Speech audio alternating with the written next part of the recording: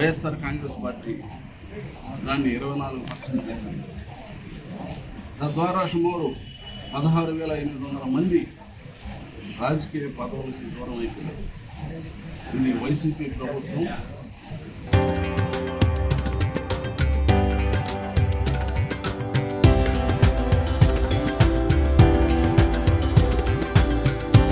తరతరాలుగా తరగని స్వర్ణ బంధాలు మన మానేపల్లి జ్యువెలర్స్.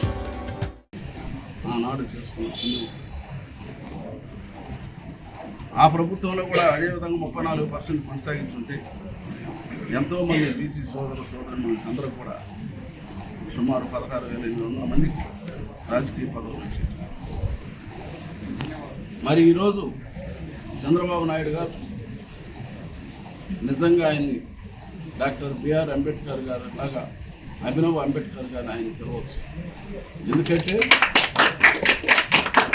ఆనాడు నిమ్న జాతులకు ఎస్సీ ఎస్టీలకి రాజ్యాంగం ద్వారా హక్కులు కల్పించాలని చెప్పని, కొన్ని రిజర్వేషన్ ఇవ్వాలని చెప్పని బిఆర్ అంబేద్కర్ గారు రాజ్యాంగం పొందుపరిచి ఆనాడు కొన్ని హక్కులు నిమ్న జాతులకు ఇస్తే ఈరోజు భారతదేశంలో ఏ ముఖ్యమంత్రి కూడా చేయని సాహసోపేత నిర్ణయం శ్రీ చంద్రబాబు నాయుడు గారు 34% బీసీలకు ఇచ్చి ఆయన అసెంబ్లీలో చెప్పినట్టు బీసీలు అంటే బ్యాక్వర్డ్ కాస్ట్ కాదు, బ్యాక్ బోన్ టు తెలుగుదేశం.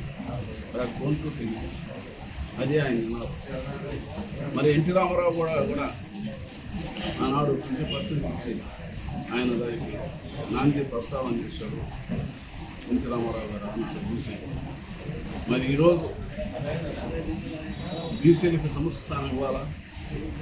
మరి అదేవిధంగా బీసీలకు కూడా ఒక చట్టంలో ఎస్సీ ఎస్టీలకి ఏ విధంగా అయితే చట్టం ద్వారా రక్షణ కలిగిస్తున్నారో అదేవిధంగా ఈయన కూడా చట్టం చేసి బీసీ సోదరులు కానీ సోదరులు కానీ ఎవరైనా అగ్రవర్ణాలు కానీ మరి ఎవరైనా కానీ ఏదైనా దుర్భాషలాడినా ఏదైనా పుట్టినా ఎస్సీ ఎస్టీలు 1989 యాక్ట్ ప్రకారం ఏ విధంగా అయితే అట్రాసిటీ కేసు పెడతారో అదేవిధంగా బీసీలకు కూడా అవకాశం కల్పించాడు చంద్రబాబు నాయుడు గారు.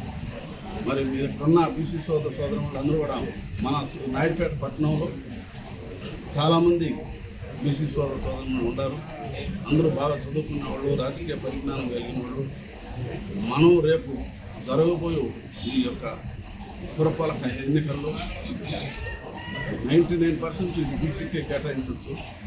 ఇవాళ ఆ విధంగా జరిగితే మీరు చంద్రబాబు నాయుడు గారికి కానుకగా నాయుడుపేట పట్టణంలో ఉండే బీసీ సోదరులు తెలుగుదేశం పార్టీకి సంబంధించిన అందరూ కూడా కష్టపడి పనిచేసి ఆయనకి కానుకగా మన ఎమ్మెల్యేకి మంచి పేరు వచ్చేటట్టుగా మీరు అందరూ కృషి చేయాలి.